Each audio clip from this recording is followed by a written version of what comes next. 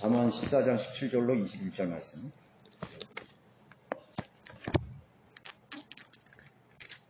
잠언 14장 17절로 21절까지 이렇게 보겠습니다. 화를 섞이내는 자는 어리석게 행하고 악한 계략을 꾸미는 사람은 미움을 받느니라. 우매한 자는 어리석음을 유업으로 받으나 총명한 자는 지식으로 면류관을 쓰느니라. 악한 자는 선한 자 앞에 엎드리고 악인은 의인의 문들에 엎드리느니라. 가난한 자는 자기 이웃에게도 미움을 받으나 부자에게는 많은 친구가 있느니라. 자기 이웃을 멸시하는 자는 죄를 범하는 것이나 가난한 자에게 자비를 베푸는 자는 행복하니라. 제목을 한번 다뤄봤습니다. 원만한 관계라는 제목으로 한번, 이 사람들과의 관계가 원만해지려면은 서로의 인격을 이렇게 존중해줘야 되죠.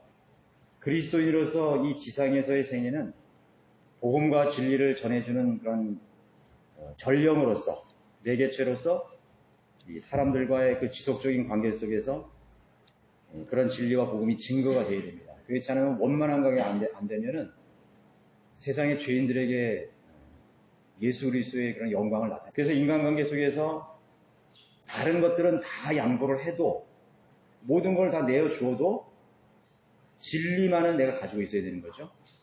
그 진리를 지키고 실천하는 것만은 타협도 안 되고 양보도 해서는 안 되는 것입니다. 그러니까 어떤 분들은 그렇게 물어요. 부모를 공경하라고 그랬는데 부모가 그 제사 밥을 먹고 거기다가 절을 하라 그런다 이거죠. 그럼 공경하라는 그 순종해야 돼, 복종해야 되잖아요. 그런데 우리가 원칙이 하나가 있어요. 부모를 공경하되 하나님의 뜻 안에서 부모를 공경하는 거예요. 만약에 부모님이 너 옆에 도둑질 해가지고 도둑질하고 와라, 그럼 그거 순종할 겁니까? 안 되잖아요, 그죠? 그거 안 되는 거예요. 그러니까 우리가 국가의 권위에 복종을 하고 순응을 할지라도 하나님의 뜻에 위배되는 것은 우리가 항거해야 되는 것이에요.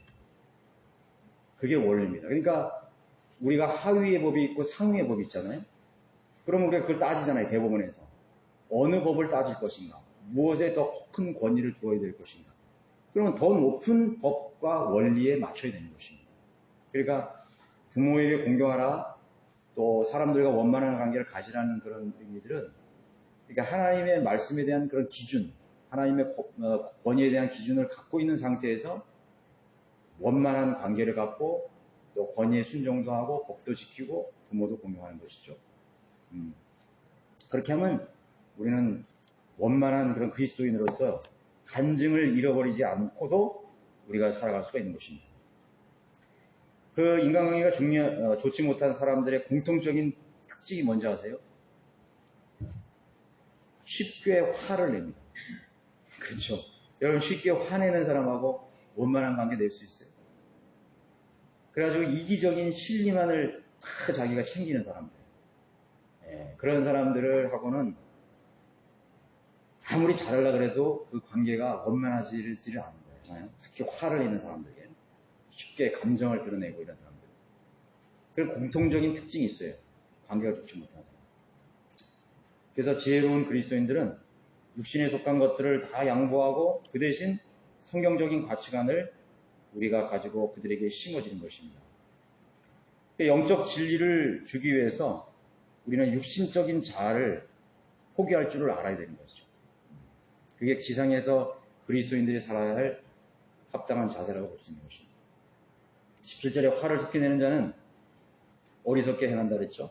악한 계략을 꾸미는 사람은 미움을 받고, 제일 어리석은 사람들은, 어리석게 인생을 사는 사람들은 후회를 많이 하는 사람이에요. 매일 그냥 아주 자주자주 후회하는 거예요. 그러니까 그 사람은 항상 후회하는 인생이에요. 그런 사람은 그 어리석은 인생일 수밖에 없는 거죠. 그래서 제가 아까 그 성격에 대해서 얘기했는데, 쉽게 화를 내는 사람은 항상 화를 내는 거예요. 그때 화를 내지 말았어야 되는데, 그때 내가 참았어야 되는데, 그런 그거만 하는 것입니다. 쉽게 감정을 드러내는 일은 친구를 잃게 만들고 대하기 어려운 그런 대상으로 취급을 당하게 되는 것입니다. 이런 가족 중에 화를 잘 내는 사람이 있다고 생각해 보세요. 아무리 어린 자식이라도요, 이 아주 신경질적이고 짜증을 잘 내는 그런 자녀들 참 대하기 힘들잖아요. 뭐 어릴 때는 야단이라도 쳐보지만은 이제 머리가 커보세요. 그거 뭐 어떻게 할 수가 없잖아요. 그냥 져주는 수밖에 없는 거예요. 자식을 이기는 부모 없다고 그러는 거는 그런 어떻게 보면 불효자들이에요. 그런 말이 나오게 하는 건 불효자라고. 어떻게 부모가 자식의 권위를 대항해서 이길 수 있는 거야? 아니죠. 그러니까 뭐 그런 합당한 거, 뭐 여러 가지 자기가 결정해야 될 뭐 그런 거는 몰라도 이제 이렇게 자기의 고집이라든가 또는 그 예민한 성격, 까다로운 그런 기질을 가지고 있으면은 참 대하기가 어려운 거죠. 그러면 그런 자녀들은요, 나중에 다 후회해요. 저도 이렇게 곁에서 이렇게 보면요, 부모하고 잘 싸우는 사람이 있어요. 우리 직장에 보면 막 부모하고 막 다른 사람하고 원만한데 부모만 보면 막 짜증 모드로 변해. 부모님 막 그런 사람이 있죠. 예. 뭐 운전하다가 어머니나 뭐 있으면 짜증만 내는 거야. 그 뭐 그럴 수밖에 없죠. 부모님은 옛날 세대고 생각도 다르고 또 이제 나이가 많으니까 또 감각도 둔하고 뭐 기억력도 식대되니까 막 그걸 막 하는 거야. 막 몸도 막 이렇게 둔한 거 가지고 그게 막 괜히 짜증 내는 거죠. 그러면 그 사람은요, 어머니나 부모님이 돌아가시면 전부 후회밖에 안 돼요. 말을, 친절하고 따뜻한 말을 못해 줄 망정, 부모에게 짜증을 내고, 신경질을 내고, 화를 내는 것이. 아무리 잘해도요, 그 후회가 남는 거거든요. 그러니까 사람이라는 거는 자기가 또 그 시절을 그대로 반복하는 거예요. 자기는 노인이 안 되나요? 다 노인이 된다고. 병원 신세도 져야 되고, 약도 타러 가야 되고, 다 해야 된다고. 근데 자기는 천년만년 젊을 것처럼 그렇게 사는 거죠, 사람들은. 사는 거예요. 또 우리가 그런 형제자매들의 그런 관계 속에도 마찬가지예요. 그러니까 자기는 모든 형편이 다 좋을 때는 자기가 그런 상대방의 그런 형편이 절대로 오지 않을 거라고 생각하거든요. 그렇지만은 내가 그런 입장이 또 될 수도 있다는 사실을 알아야 돼요. 그래서 내가 건강하고 뭐가 이렇게 번영하고 환경이 좋은 상황이 왔을 때 다른 사람들을 이렇게 돌아봐야 된다고요. 형제자매들의 그런 어려움이나 고난을 잘 이렇게 봐야 되는 것이에요. 봐야 된다고. 그러니까 사람이라는 거는 신세를 질 때도 있고 또 신세를 갚을 때가 있잖아요. 우리 여기 그런 분 하나 있었죠. 절대로 남 신세 안 지는 거예요. 그 형제자매들이 그리스도 안의 사랑으로 이렇게 뭐 좀 도와주려고 그러고 자비를 베풀려고 그러면 막 이렇게 하는 거예요. 절대로 자기의 취부를 그러니까 그런 사람한테는 또 내가 좀 뭐 도와달라고 하겠어요? 하고 싶겠어요? 절대로 그렇게 할 수 없다고요. 이게 참 어려운 관계죠, 그게. 그래서 사람들은 내가 줄 때도 있고 받을 때도 있다는 것을 항상 잘 기억을 해야 되는 것입니다. 서양의 예수 때문에 이런 말이 있습니다. 화는 일시적인 정신 이상이다. 화를 내는 것은 일시적인 정신 이상이래요. 그렇죠. 여러분 화 한번 낼 때요. 뭐 그냥 이성을 잃어버리잖아요. 그냥 이성을 잃어버리고. 저도 처음에 이렇게 아이들 키울 때 한두 번 내가 우리 큰아이를 심하게 때린 적이 있었어요. 근데 내가 생각해보면 내가 그게 이성을 가지고 되게 체벌을 하는 게 아니라 이 감정이 해가지고 감정이 섞여가지고 잘못은 잘못했는데 감정이 섞여가지고 그렇게 체벌하는 거 있습니다. 그게 후회밖에 안 되는 거예요. 그러니까 그런 거에 대해서 우리 그리스도인들이 잘 교육을 해야 돼요. 잘 교육. 근데 나한테 그런 교육을 깊이 있게 해준 사람이 없어요, 사실. 내가 나중에 진리를 깨우치고 이렇게 하다 보니까 그렇구나. 그래서 나는 결혼을 하기 전에 청년들이나 젊은 아이를 가진 그런 부모들에게 꼭 해주고 싶은 할 말이 너무나 많아요. 내가 겪어왔기 때문에. 체벌은 어떤 형식으로 해야 되고 몇 살까지 해야 되고 그런 거를 한번 이렇게 한번 그런 시간을 한번 가졌으면 아주 좋을 것 같아요. 그런 거에 대해서 저는 뭐 제도교회든 이런 데서 그렇게 구체적으로 그런 거에 대해서 그렇게 들어본 적이 없는 것 같아요. 부부로서 부모님 그리스도인들 해야 될 일이죠. 그래서 그런 것들이 이렇게 화를 일시적으로 분노가 폭발하는 사람들은요, 그 사람이 힘이 있고 권력이 있으면 그게 폭군이 되고 폭정이 되는 거 아니에요. 그렇잖아요? 그러니까 그런 말 하잖아요. 아유, 언제 저거 내 늙으면은 힘도 못 써. 그 성격은 그대로 갔는데 힘이 없으니까 폭력을 못 쓰는 거예요. 그러니까 얼마나 인간이, 참, 모순덩어리인 거지, 모순의 존재이죠. 예수님께서도 화를 내셨어요. 그러나 예수님이 화를 내신 것은 진리에 입각한 기준을 가지고 화를 내셨어요. 성전들에 들어가셔서 그 장사하는 사람들, 돈 바꾸는 사람들, 아버지의 집이 우리를 그 장사꾼들의 소기로 만들면서 채찍을 만들어서 진노하고 화를 내셨죠. 네. 그게 하나님의 진노의 하나. 하나님도 원래 화를 내시는 분이에요. 근데 그분은 인간처럼 막 그렇게 마구잡이로 막 그냥 폭력으로 막 해주는 분이 아니에요. 그분은 자신의 의의 기준을 딱 세우셔서 그 의의 기준나로 그럼에도 불구하고 그분은 오래 참으셔요. 하나님은 굉장히 오래 참으시다고. 그러니까 하나님께서는 참 말로 이렇게 권면하시고 여러 가지 기회를 주고 그렇게 하시는 거 마지막 이제 끝나는 시점, 하나님의 자비가 끝나는 그 날이 있잖아요.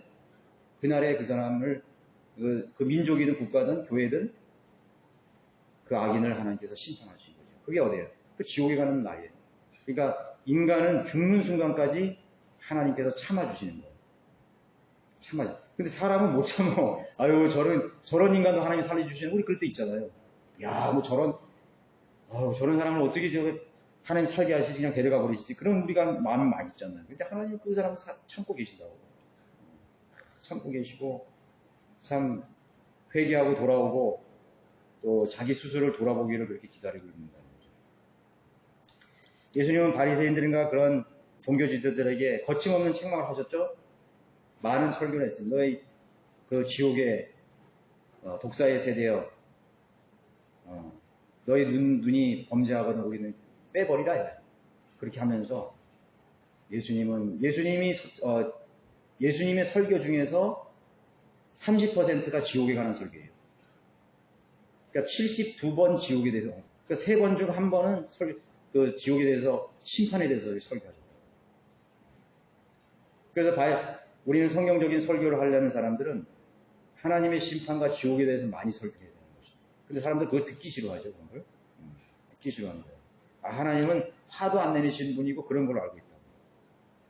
마태복음 5장 22절 내가 너에게 말하노니 까닭없이 자기 형제에게 노하는 자는 누구나 심판의 위험에 처하게 될 것이며, 까닭없이 자기 형제에게 노하라. 이게 천년왕국의 법령이죠.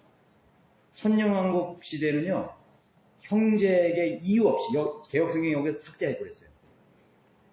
화는 낼 수 있는데 까닭없이, 이유 없이 화내는 사람은 지옥의 형벌을 피할 수가 없는 거예요. 그러니까 분명한 화를 내는 근거와 이유를 가지고 책망을 하고 화를 내야 되는 거예요. 진노해야 되는 것입니다. 그 신경정신과 병에는 분노 조절 장애라는 병도 있더라고요. 분노 조절 장애. 우리 교회도 그런 사람 하나 왔었잖아요. 분노 조절 장애. 아유, 얼마나 힘듭니까? 얼마나 힘들어요. 참. 그런 사람들은 살인까지 저지를 수 있는 거예요. 안 됐죠, 그런 사람들. 폭력적이고, 이 언어적인 폭력이고. 그래서 그런 사람들이 무슨 회사의 사장이나, 하나님께서는 그런 사람들을 다 이렇게 밝혀내시잖아요. 스스로 그냥 떨어져 나가는 것이죠. 그런 사람은 많은 사람들을 실족케 하는 사람이에요. 그래가지고 그런 사람들은 정신이 들어오면 후회할 일만 남는 것입니다. 저는 결국은 이렇게 잘 화를 내고 까닭없이 분노 조절하는 사람은 마귀 들린 사람이에요. 이것도 일종의 마귀 들린 사람이거든요. 그 마귀 들린 어린아이도 마찬가지입니다. 어린아이들도 분노 조절 장애가 있는데 막 부모를 때려요. 막 5살, 8살짜리가 막 부모를 때리고 막 발로 차고 막 이런다고요. 그리고 막 고함치고 부수고 막 이렇게 그 마귀가 들어가는 거죠. 악령이 그 사람에게 들어가서 그렇게 자기 감정을 컨트롤하지 못하게 만들어버리는 거죠. 악한 계략을 꾸미는 사람도 미움을 받게 된다 그랬습니다. 루시퍼의 죄가 뭐예요? 반역을 모의하는 죄를 졌잖아요. 하나님과 같이 되리라 해요. 높은 데로 내가 올라가서 그 하나님보다 더 높은 곳에 보좌를 내가 틀리라고 그렇게 말하는 거죠. 그게 바로 악한 계략을 꾸미는 자인 거죠. 그래서 마귀는 셋째 하늘에서 둘째 하늘로 던져졌잖아요. 하나님께서 집어 던져버린 거예요. 둘째 하늘로. 그 둘째 하늘에서 또 다시 첫 번째 하늘로 하나님께서 집어 던진 거예요. 그 어디로 갔어요? 에덴 동산에까지 땅까지 내려가요. 그 나중에 어디 가요? 땅 속으로 들어가는 거예요. 불못으로 나중에 영원히 들어가는 거예요. 계속 추락하는 거예요. 근데 마귀나 타락한 자들은 회개가 없거든요. 회개라는 게 없어요. 그냥 일방 통행이에요. 그래서 마귀는 불못에 들어가서도 자기의 죄를 인정하지 않는 게 마귀예요. 마귀의 속성이에요. 그러니까 마귀 들인 사람 봐봐요. 끝까지 자기 죄 인정 안 하잖아요. 그러니까 강력한 마귀가 들어가면요. 자기가 잘못된지도 모르고 설사 잘못이 온 백일하에 드러나도 절대로 자기를 인정 안 해요. 그러니까 그 불타는 그 지옥에 들어가지. 인간들은 거기서 후회를 해. 인간들은 내가 왜 예수님을 거절했을까? 왜 복음을 후회하고 저 지상에 있는 우리 가족들이 오지 말았으면 그런 마음을 가지고 있죠. 그 부자와 나사로 얘기도 있잖아요. 그런데 마귀는 절대로 그게 아니야. 끝까지 영원토록 자기는 옳은 일을 했다고 얘기하는 것이죠. 그러니까 마귀는 패배를 인정할지도 모르고 자기가 무슨 죄를 졌는지도 모르는 거예요. 그게 마귀. 그게 무섭죠, 마귀가. 그러니까 마귀가 그 사람 안에 딱 들어가면 그 사람은 다른 사람이 되어버리는 거예요. 다른 사람이 되어버리는 거예요. 고집이 굉장한 것입니다. 고집. 자, 하나님을 대적하고 옛날 우리 역사를 봐도 그렇죠. 우리나라 역사를 봐봐요. 여러분들 조선시대나 또는 고려시대에 가장 큰 죄가 뭐였죠? 영모죄라는 게 있죠. 영모죄. 영모죄가 뭐예요? 자기가 왕이 되려고 계략을 꾸미는 거예요. 그러면 그 자기가 왕이 되려고 하는 그 계략을 같이 그 자리에서만 있어도 전부 영모죄로 전부 다 그 3대까지 다 멸했어요. 엄청난 죄였다고. 그 사람이 무슨 우의정이든 좌의정이든 왕의 친척이든 처가의 친척이든 다 멸해요. 그냥 다. 씨를 말려버려요. 그리고 능지처참하고 그 다음에 죽은 사람은 무덤까지 파가지고 그거를 그냥 다 헤쳐버리는 거예요. 이야, 그 영모죄라는 게 얼마나 그래요. 그래서 하나의 모형이에요. 그게. 자기가 하나님이 되려고 그러는 게 영모예요. 하나님의 말씀의 권위보다 자기가 더 위에 있다고 생각하는 거는요. 그건 얼마 무시한 죄예요. 그건. 무시무시한 죄라고. 인간 왕도 영모죄에 해당되는 사람들을 그렇게 그냥 아주 잔인하게 다 죽여버리는데 참 하나님은 얼마나 자비하신 분이에요. 참 하나님이 인간 같았으면 살 사람 아무도 없어. 그죠? 시체가 그냥 하루아침에도 그냥 밤에도 길바닥이 아주 엄청날 거예요. 하나님은 참 자비로우시고 은혜가 풍성하시는 분이에요. 그렇게 하나님을 대적하고. 그러나 언젠가는 하나님의 자비가 끝나요. 이게 루시퍼의 그 속성이라고. 여러분, 압살롬이 아버지한테 반역했죠. 그러니까 이 옛날 우리 동서고금을 막론하고 아들이 아버지 뒤통수 친 경우가 엄청 많아요. 중세 유럽에도 엄청 많아요. 자기 아버지를 죽이고 반역하고 이런 거 엄청 많다고. 그게 다 마귀적인 것이죠. 의인을 넘어뜨리는 생각, 계략, 다 악한 계략을 꾸미는 것입니다. 하나님께서 세우신 교회를 어지럽히고 파괴시키려는 계략들. 하나님의 말씀을 변질시키는 것들이죠. 복음을 변질시키고 하나님의 성경적 교리를 변질시키고 그거는 결국 자기 자신이 하나님이 되겠다는 것과 똑같은 것입니다. 성경대로라는 것은 하나님을 하나님으로 인정해 드린다는 말이에요. 성경대로. 성경대로 살아. 그러면 하나님 말씀대로 살아는 거예요. 하나님을 하나님으로 인정해야 되는 거예요. 하나님이 우리의 교회의 머리 되시면 머리로 인정해야 되죠. 하나님이 예수님이 머리인데 교회는 다 지각히 다른 거예요. 그건 곧 자기가 머리가 되겠다는 것이 똑같은 거거든요. 그런 데서는 성령님이 절대로 거기는 함께할 수가 없어요. 우미한 자는 어리석음을 유업으로 받으나 총명한 자는 지식으로 벌리는 거예요. 여러분 누구를 존경하고 누구를 따르고 싶어하는가는 대단히 중요한 것입니다. 그럼 우리가 누구를 스승으로 둔다는 것은 얼마나 중요하겠어요. 영적 스승이 누구냐예요. 영적 스승. 이소금 목사님이 처음에 저기 합정동에서 처음에 성경 침례교회 시작할 때 저는 그때 못 갔어요. 바로 오기 직전에 왔으니까. 90년도 한 중반에. 피터 로커만 목사님이 여기 한국에 내한하셨거든요. 그래서 성경 핵심 강연했는데 그때 항상 그 이소금 목사님이 그 얘기를 하잖아요.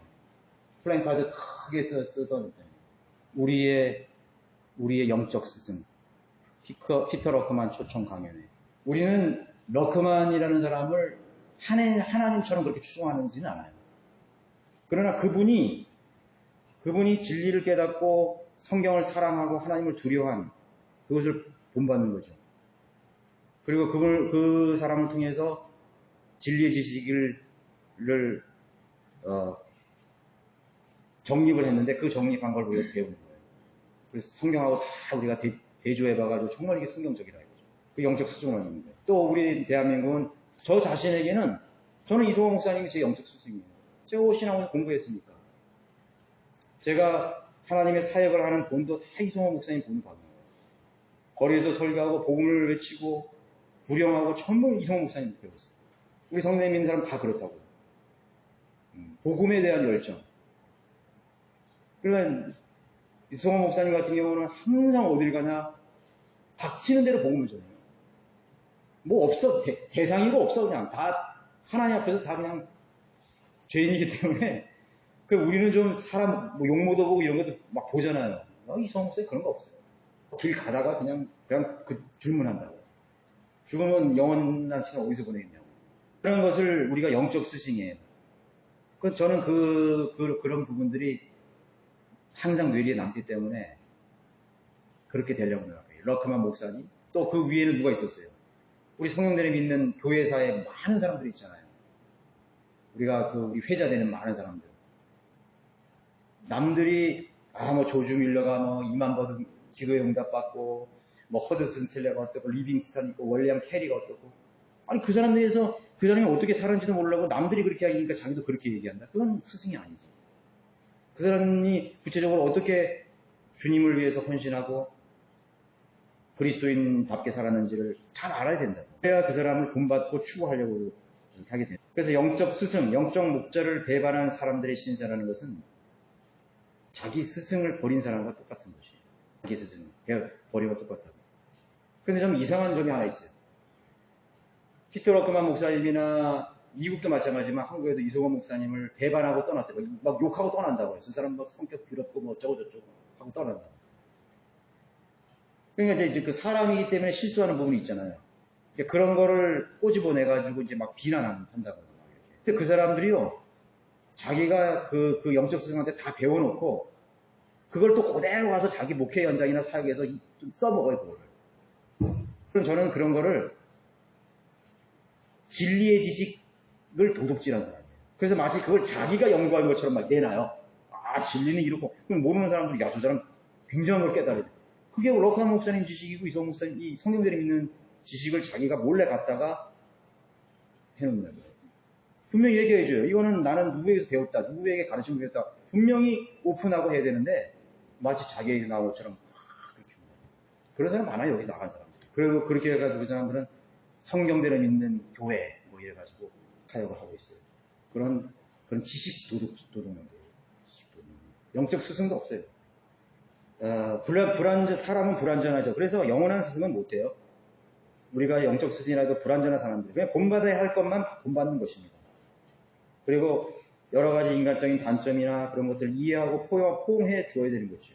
19절 악한 자는 선한 자 앞에 엎드리고 악인은 의인의 문들에 엎드리니라. 사무엘상 5장에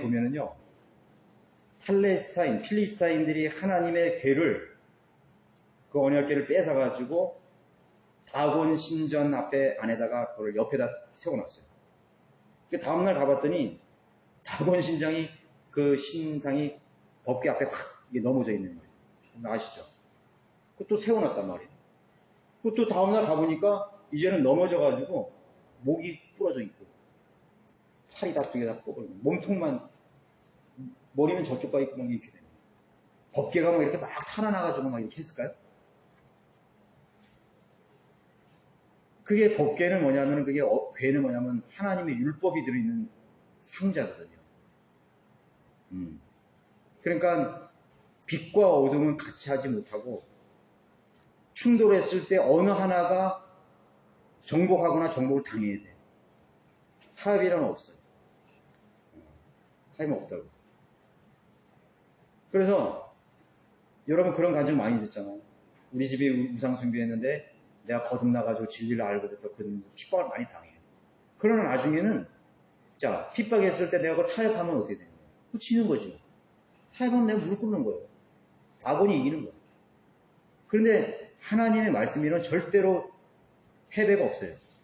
그래서 내가 하나님의 진리를 딱 가지고 있고 그걸 그대로 실행하고 그대로 하나님께 헌신하면은 핍박하고 가진 방해를 가져와도 결국은 나중에는 어떻게 되냐. 다곤 신전처럼 되는 거예요. 그러니까 결론은 의인이 이기는 거야. 여기 나와 있잖아요. 결국은 악한 자는 선한 자 앞에 엎드리게 돼 있어. 악인은 의인의 몸에 엎드리게 돼 있다고요. 아니 나 좀 살려주십시오.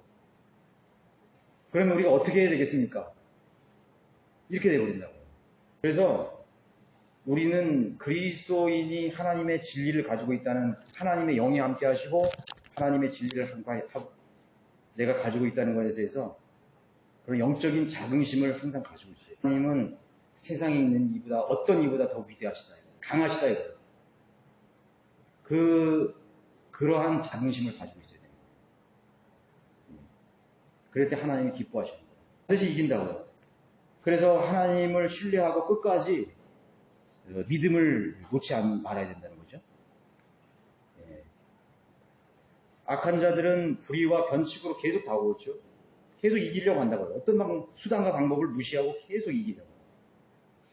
그러나 의로운 자의 싸움은 항상 기준과 또 법을 가지고 그 테두리 안에서 선한 싸움을 싸워야 되는 것입니다. 그래서 법대로 경계하지 않으면 그 경계에서 이길 수가 없다 그랬잖아요. 마귀의 세력을 이기기 위해서 하나님의 방법을 잘 이해해야 됩니다. 그래서 하나님의 방법으로 하라. 하나님의 방법으로 하십시오. 하나님의 믿음의 선한 싸움을 싸우십시오. 그렇게 얘기하잖아요. 그게 하나님의 방법이거든요. 그래서 우리는 하나님의 방법이 뭔지를 잘 알아야 됩니다. 우리가 성경에 보면은요, 믿음을 가진 사람이 승리한 경우와 실패한 경우가 나오거든요. 그럼 승리한 사람의 원리가 있어요. 그 변하지 않는 그 원칙이 있다고. 그 원칙을 잘 캐치해 나가지고 그 원칙을 내 삶에 적용하고 내가 지금 당면한 그 문제를 어떻게 헤쳐나가야 될 것인가를 그 원칙을 잘 따라서 해야 되는 겁니다. 그러니까 많은 상황과 환경은 달라도 원칙은 변하지 않아요. 절대로. 여러분 축구 선수들이 한국의 축구 선수들 대표 선수들이 러시아 팀하고도 싸우고 영국 팀하고도 싸우고 미국 팀 싸움하고 나이지리아 팀 싸우고 스페인 팀 다 그 사람들이 다르는데 원칙은 하나잖아요. 그렇죠? 그렇게 싸워야 된다는 거죠. 그래서 환경이나 상황에 휘말리면 안 되는 거예요. 그러면 소용돌이 휘말려 버리면은 그게 마귀가 하는 그 방법이거든요. 사람들을 혼란스럽게 만들어서 휘말리게 만들어서 원칙과 기준을 다 잃어버리게 만들고 혼란스럽게 만들어버리는 거죠. 유세하는 것입니다. 요셉의 형제들이 그 에집트의 총리이 된 요셉에게 나중에는 어떻게 됐어요? 무릎을 꿇었잖아요. 동생을 그렇게 팔아서 죽이려고 한 그런 형들이 악한 계략을 세웠던 그런 악인들이 그건 뭐냐면 예수 그리스도의 모형이거든요. 유대인들이 예수님을 죽였지만은 유대인들이 결국은 예수님께서 메시아로 오실 때 전부 무릎을 꿇게 되는 거예요. 12지파들이. 경배를 드리게 돼 있어요. 재림의 주님께 되는 거예요. 사탄의 결말도 마찬가지입니다. 불못에 떨어지게 됩니다. 그래서 최후의 승리자는 인이 되는 것이죠.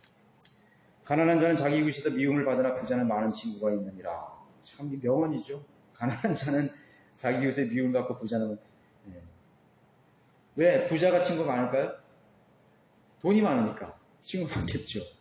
뭐 좀 콩고물이라도 좀 떨어질까봐 오잖아요. 여러분 친척이라도 내가 가난하게 살고 없이 살면요 찾아오지 않아요. 이렇게 부자가 됐다 그러면 잘 보이려고 그러고 뭐 막 그렇게 애쓰잖아요. 돈을 사랑하는 사람들이 친구가 돼야 되는 거예요.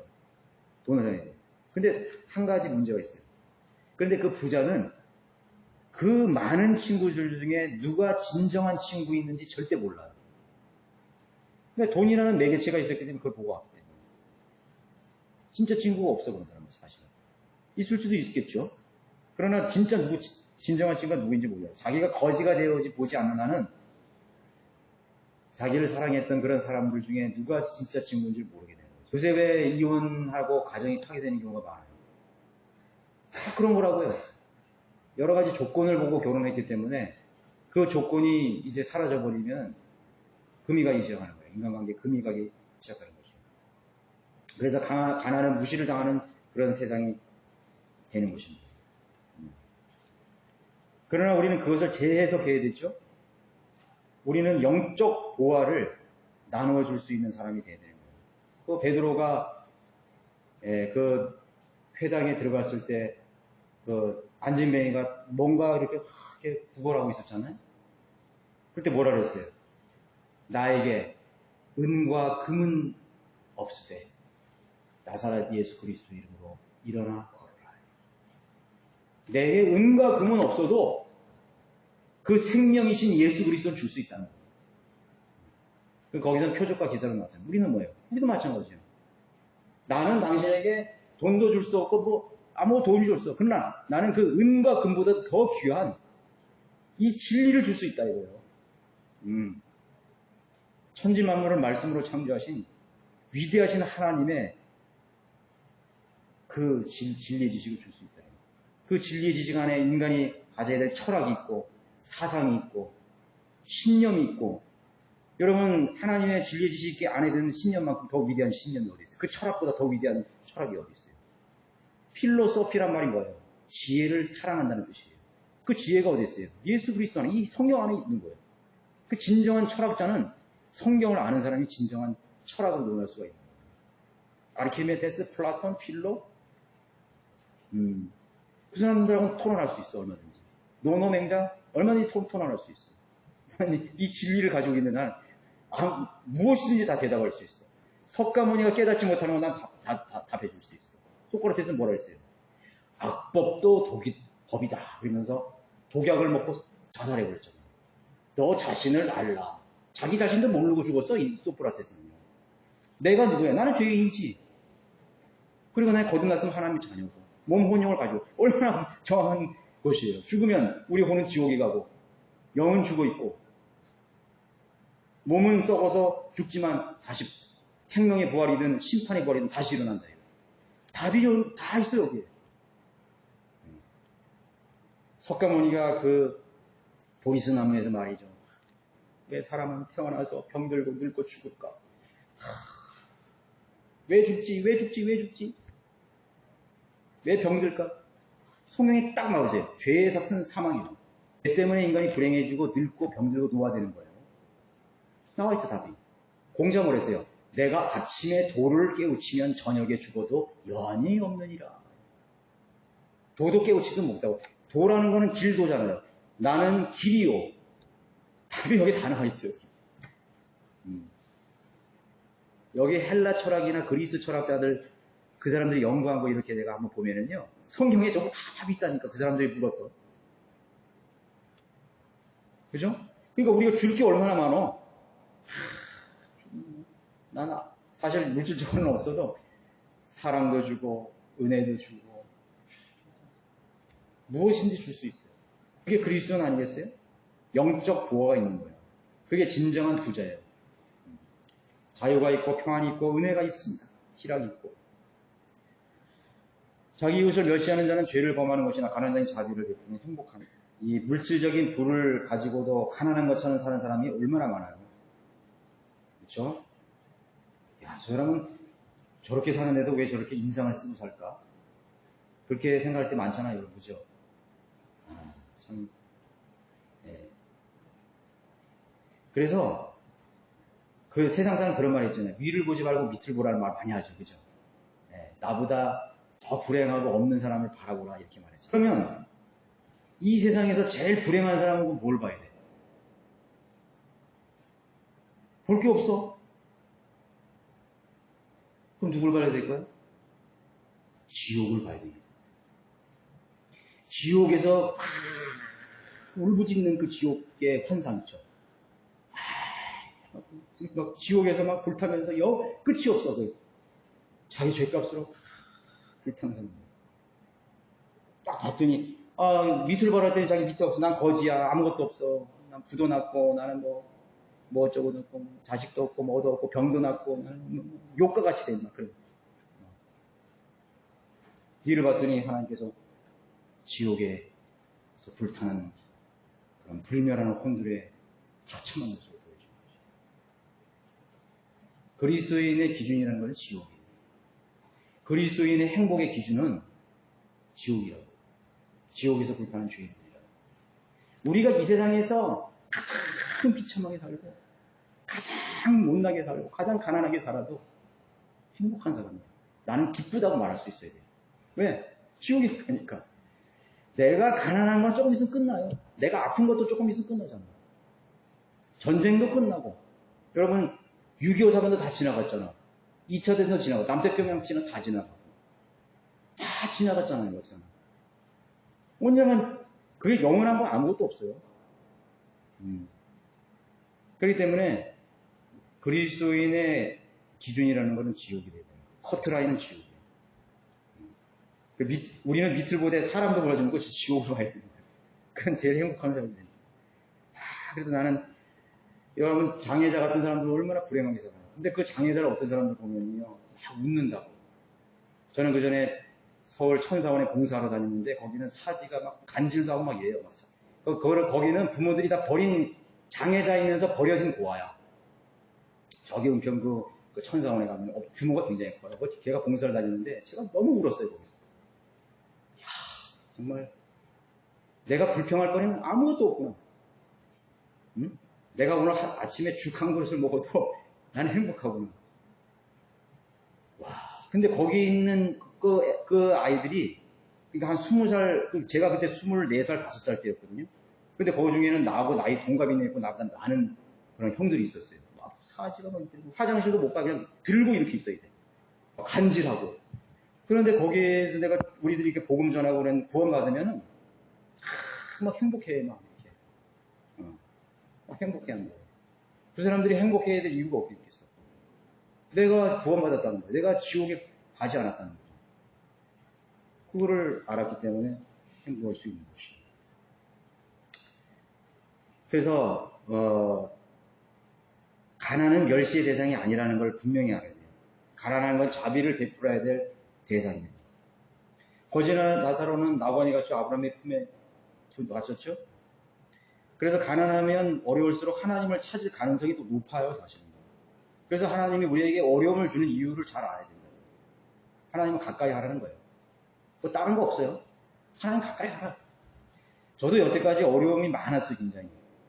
진짜 이 현실은 피하고 싶다는 그런 현실이 많았거든요. 그런데 결론에 딱 도달한 건 뭐냐면, 하나님이 나를 찾으시는구나. 하나님이 나와 대화하고 싶어 하는구나. 하나님이 나와 은밀한 교제를 하고 싶어 하는구나. 그래서 그 하나님께 다가가는 거예요, 밤에도 다가가고, 퇴근하다가도 여기 엎드리고, 밤에도 나오고, 할 데 없으면 차에 가서도 기도하고 그랬어요, 저는. 어떤 데는 뒷산에 가서 기도하고. 그럼 너무, 그때 하나님 만나면 너무 행복하는 거예요. 야, 내가 주님이 나를 이렇게 사랑하시는구나. 내가 이런 환경을 하나님 놔서까지, 이렇게까지 해서라도 나를 가까이 하고 싶어 하시는구나. 안 느끼세요? 근데 우리는 애인이 너무 많아. 사랑하는 것들이 너무 많은 거예요. 하나님이 불러도 나를 막 사랑하는 자여. 우리 솔로몬의 노래 있잖아요. 우리 새벽까지 서로 교제하자. 어여쁜 나의 사랑하면서 이렇게 주님이 나를 부르시는데 나는 한눈 팔고 있는 거야. 아쉬울 게 없고 그런 게 있으니까 하나님이 부르셔도 내가 응답을 할 수 없는 거예요. 응답할 수 없다. 내가 그동안에 주님과의 교제가 없었구나 하는 걸 많이 느끼게 되는 거죠. 많이 느끼게 되는 거죠. 여러분, 가족을 떠나 있는 훈련을 많이 해야 돼요. 가족을 떠나 있는 훈련. 가족하고 있으면 좋죠? 내 자녀들, 사랑하는 자녀들, 아내, 남편, 그 다음에 부모들, 그 자녀들 떠나서, 배우자를 떠나서 내가 홀로 주님을 만나는 시간을 많이 가지면 가질수록, 그것이 하나님이 원하시는 거거든요. 그래서 우리는 가난하고 여러 가지 그런 거에 대해서 멸시의 대상이 아닌 거예요. 저도 우리 형제자매들 위해서, 이렇게 여러분들 위해서 기도를 하면은 참 그런 생각을 해요. 이분들은 하나님 없이는 안 되는 분들이에요. 그런 걸 항상 느껴요. 이 중에서 하나님 없이 살 수 있는 사람 한 명도 없어. 그게 복이야. 그래서 난 감사해요. 여러 가지 문제들을 놓고 기도할 때도 우리 형제자매들 문제 교류할 때도 그래, 이 자매님은 몸이 아프니까, 이 자매님은 어떠니까, 이분 형제님 가정이 이러니까, 이분은 또 자녀가 속새끼니까, 이분은 어쩌고 돈이 가난, 여러 가지 그런 거는 그래, 그것이 이 사람에게 복이구나. 하나님과 가까이 할 수 있는 복이구나. 그래서 성경에도 하나님께서 쓰셨던 사람들 중에는 문벌 좋고 부자고 지혜롭고 그런 사람이 없다고 그러잖아요. 이 세상에서 잘 나가는 사람 그런 사람 없다고. 성경에도 분명히 나와 있죠. 그렇죠? 자, 가난한 사람들이 모두 게을러서 가난한 것이야. 그래서 우리가 가난한 사람 볼 때도 그런 식으로 보면 안 되는 거예요. 에이, 좀 게을러서 그따 이거지. 그렇게 하는 거예요. 그 사람이 유산을 못 받을 수 있고, 또 교육을 못 받을 수 있고, 질병을 가질 수 있고, 부모의 영향을 수 있고, 또 좋은 상담대로 없을 경우가 많죠. 제가 흑인 얘기했잖아요. 흑인들. 미국의 그 흑인들 얘기죠. 흑인들이 범죄율이 많다 그랬잖아요. 왜 그래요? 그 사람들이 태어나면서부터 그런 환경이 있었다는 거예요. 태어나면서 보니까 아버지가 맨날 술 먹고 마약 빨고 있고 허다한 날만 번개에서 싸우고 있고 그런 데서 자랐어. 학교 다니고 농대하고 뒷골목에서 싸우는 거나 형들 싸우는 거 그런 거 보고 자랐거든요. 그러니까 그 사람들은 그런 기회가 없는 거예요. 그리고 백인들이 또 무시하죠. 저 니그로 깜댕이 이렇게 몇 얘기죠. 그래서 흑인들이 성공할 수 있는 거는 운동이나 그런 이렇게 춤추는 거 그런 거밖에 없다 그러잖아요. 요즘에 많이 나아졌지만 그건 한 예인 거예요. 그죠? 그래서 우리는 원래부터 그런 사람은 없었다는 것을 잘 이해하면서 자기 이웃을 멸시하는 자는 죄를 범하는 것이라고 만나게 말씀하고 있습니다. 여기까지